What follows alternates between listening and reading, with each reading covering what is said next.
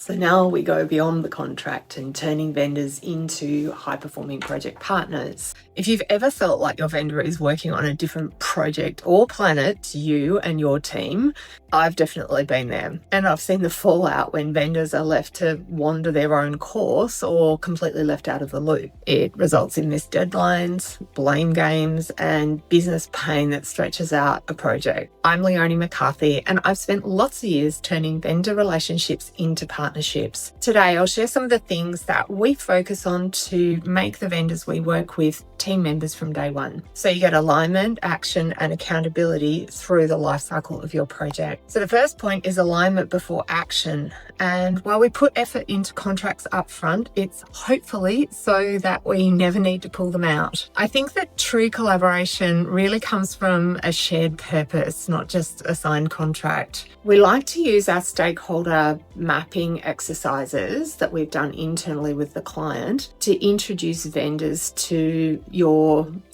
client's internal landscape. Tells them who's who, what matters, and why the project exists. We focus on the business benefits of the project from day one, what we're here for and trying to achieve, and we try to keep those top of mind the whole way through. We like to get the purpose and the business benefits clearly articulated by the end users before we share them with vendor partners. One of the things that we've done that's worked quite well is kicking off with a joint session to get everyone to share their own version of the project's purpose and what they think success looks like in pretty plain language. We've found these sessions can be really helpful in revealing some stealth expectations that might be present under the surface. Stealth expectations can often be accommodated if we start out understanding what they are. The second part of this piece with onboarding vendors is agreeing on ways of working together. So we really try and focus on clarity, communication, and co-owning the delivery of the project. So we often ask vendors for how they would like to work together. We define it together, where we'll share information, how we'll escalate issues, and paths forward decision making. Making vendors part of daily or weekly meetings is definitely a way to keep them engaged, and making sure that they can connect with each other and that you're not the messenger in the middle is definitely part of helping them to build collaborative relationships as part of the whole team. So we had a project a little while back where the vendor project management team joined the internal weekly check-ins, and we definitely saw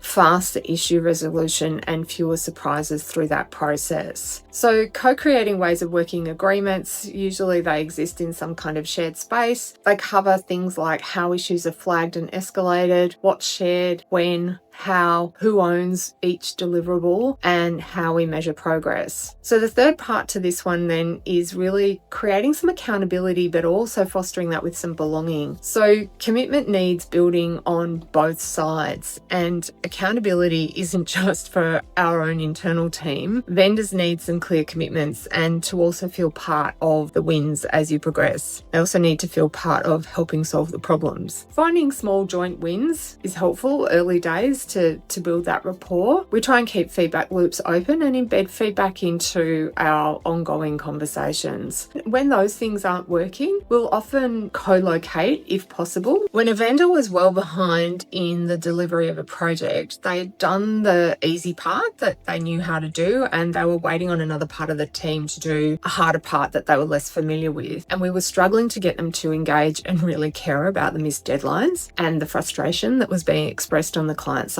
So the project manager went to sit in their office a couple of days a week to help out and to work with their team, answer questions and push things along. It didn't solve everything, but it did build trust and improve the transparency of what was going on. It gave the client greater insight into the struggles that the vendor was facing. Using regular check-ins or even just quick surveys and feedback rounds to surface any resistance or confusion is really helpful. And documenting our accountability agreements, like who's owning what and when, is also helpful. Making vendors part of your team isn't just a nice to have. It's often the difference between a project that drags on and one that delivers. Vendors want to work with customers who are willing to share and interested in creating opportunities for them to succeed as well. If you like tailored support for your vendor onboarding, you can book a call with me directly using the link below. And if you want to go deeper, my book is packed with practical strategies just like these. So grab your copy today. Thanks for watching, and I'll see you next time.